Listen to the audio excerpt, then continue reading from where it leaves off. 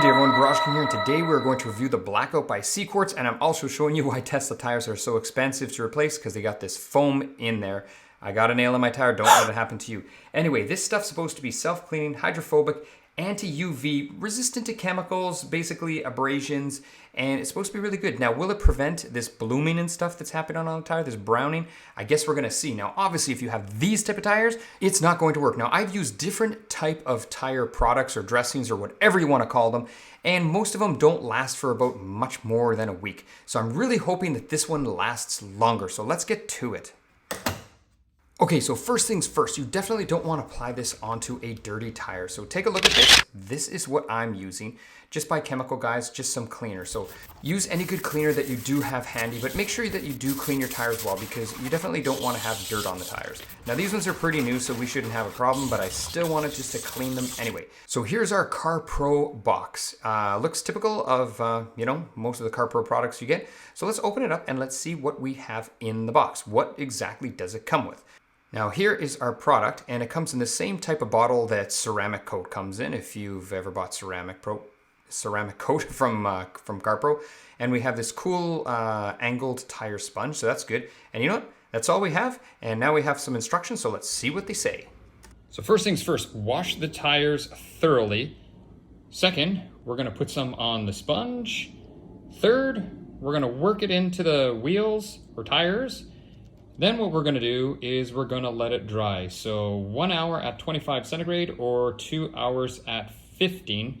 And it says at the bottom there, we advise, let's get back there. We advise to use a fan or air to speed it up. And that is because you can apply a second coat after 30 minutes with a fan, or as this said, 1 hour at 25 or 2 hours at 15. So that is the drying time. So basically, if it's a nice warm day out, after an hour, you can put a second coat on. And if you're watching the instructions there, you'd see the dry time to the touch was about 4 hours, and a full drying time was about 12 hours.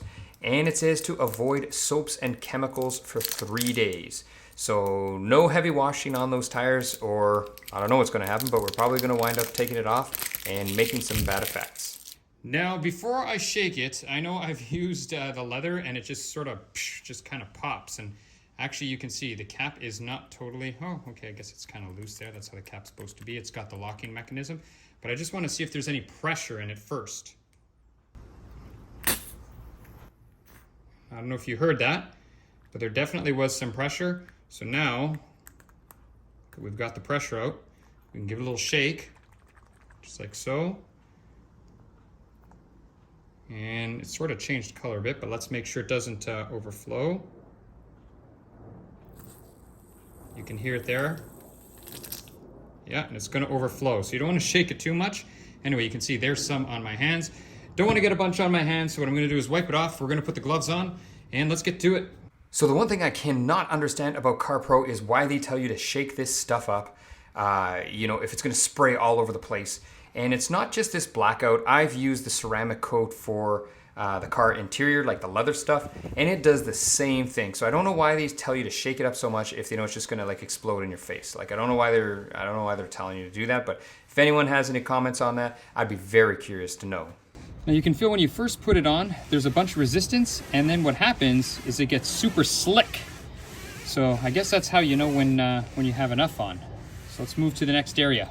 We can be liberal with this stuff, I can tell. So this thing's actually gonna make it easier to put on. And I can feel very, very slippery here, and then here, there's some tension, and now it gets slippery again. So yeah, I guess it's quite easy. This tool makes it really, really easy to do. All right, so let's get you a better angle with a different tire. I've done one tire, and I don't know if you can see in the bottle there.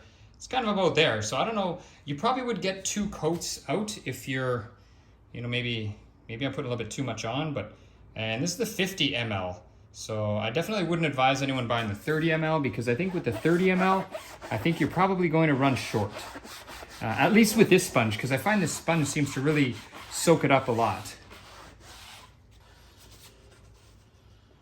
There, and you can see where we've ended. So we're just gonna go here. And actually, now that the sponge is, I guess, getting saturated with it, it's going a little further. I was a little bit worried in the beginning because I was using what I thought was too much. And I didn't think I was gonna even have enough for a second coat. I was hoping I was just gonna be able to get a first coat done. But now that I can see the sponge is really absorbing it, or not absorbing it, sorry, becoming saturated, I know I'll have enough for 2 coats if I want. And like I said, I bought the 50 ml one. I got it on sale. So anyway, bought it with my own money. So we'll see how I like it when it's all done. And a good tip here, you can see if you jack up the car, and especially on the front wheels, it's very easy, nice easy trick, you know, because you can actually stand up. You're not killing your back, and you get to just rotate the wheel just as I did for applying it. So it makes it a lot easier to apply if you do it this way.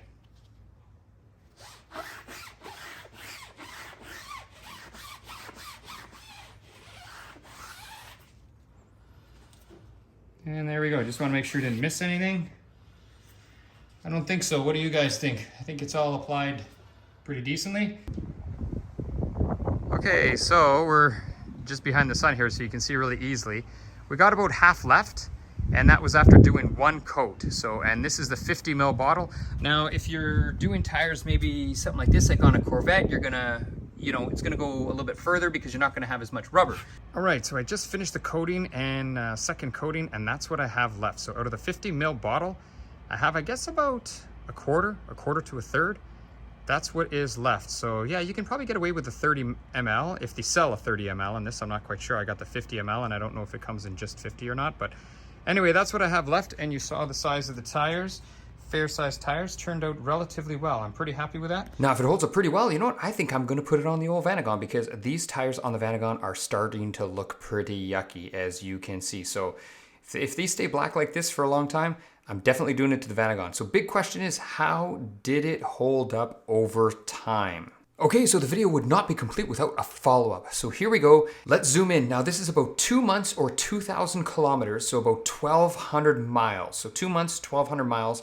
I'll throw up an arrow, and you can actually see they are staying quite black, and you can see where that brown would be down the whole sidewall, but it's not down the whole sidewall. So this stuff is actually working. It is holding up. So how is the water beading? That's what everyone wants to know. Well, take a look. You can see they're still protected very well, and the water still beads off like nothing. So to me, this stuff is still working. Now, I don't know how many more months I'm gonna get out of it, and I haven't been rubbing any curbs, but if I look at the Vanagon tires and give them a little spray, you can see there's no beading, there's no protection. So I do have a little bit of blackout left. I'm going to use it very sparingly, and I think I'm just going to coat the Vanagon as best that I can, just as an experiment to see if a light coat will work. Anyway, that is it for the video. Hopefully you've enjoyed. Any questions, comments, please leave them below. Garage King over and out, and I hope to see you next week.